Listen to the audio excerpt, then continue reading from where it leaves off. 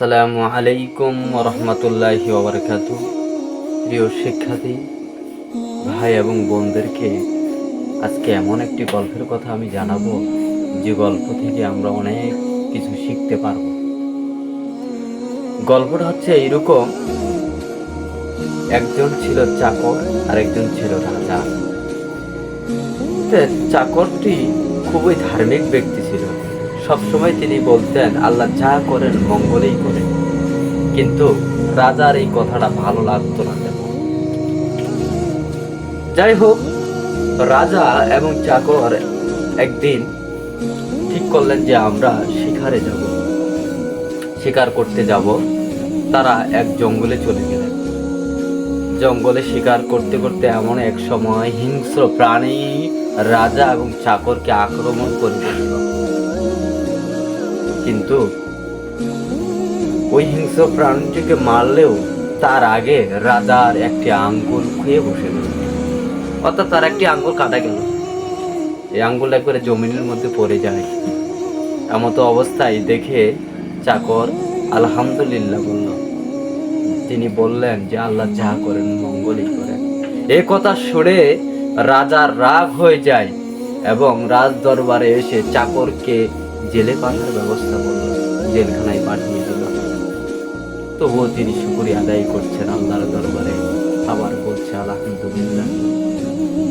যাই হোক, অনেকদিন পর রাজার আবার স্বপ্ন আর বাসনা, আবার তিনি ভাবলো যে আমি শিকারে যাব। যাই হোক, শিকারে যাওয়ার চিন্তা ভাবনা করলেন। তিনি আবার শিকারে গেলেন। শিকারে যাওয়ার ফলে তিনি শিকার করতে করতে তো ওই জঙ্গলের মধ্যে কিছু বন্য মানুষ রয়েছিল। সেই বন্য মানুষকে সেই বন্য মানুষ রাজাকে নিয়ে গেল। রাজাকে নিয়ে যেয়ে তারা চিন্তা করলো, এত সুন্দর চেহারার অধিকারী এই ব্যক্তিটাকেই আমরা আমাদের প্রভু বা আমাদের দেবতার সামনে আমরা কোরবান করব। রাজার মাথায় বাস, হায় হায় আমাকে কোরবান করবে। যাই হোক, তাদের অনুষ্ঠান শুরু হলো। যখন তাদের দেবতার সামনে কোরবানি করবে, তখন তারা চেক করে নিল এই মানুষটা সঠিক রয়েছে কিনা। চেক করতে করতে এমন এক সময় দেখলো সেই রাজার আঙ্গুল নেই। হ্যাঁ, আঙ্গুল নেই? তাহলে তো এই বিকলাঙ্গ মানুষ এই মহান দেবতার কাছে তো আর কোরবানি দেওয়া যাবে না। তখন তাকে ছেড়ে দিল। রাজা অবাক হয়ে গেল, আরে আমার আজকের এই আঙ্গুলটা নাই বলে আজ আমি বেঁচে গেলাম। তিনি রাজ দরবারে গিয়ে আরো গভীর চিন্তা করতেছে যে আসলেই আল্লাহ অবশ্যই আমার মঙ্গল করেছে। যদি আমার সেদিন আঙ্গুলটা যদি হিংস্র প্রাণীর কাছে যদি এইটা ধ্বংস না হয়ে যেত, আঙ্গুলটা যদি না পড়তো, তাহলে আজ আমি কোরবান হয়ে যেতাম। তিনি আবার রাজ দরবারে সেনাপতিকে ডেকে বলল যে যাও যাও আমার ওই চাকরকে ডেকে নিয়ে আসো।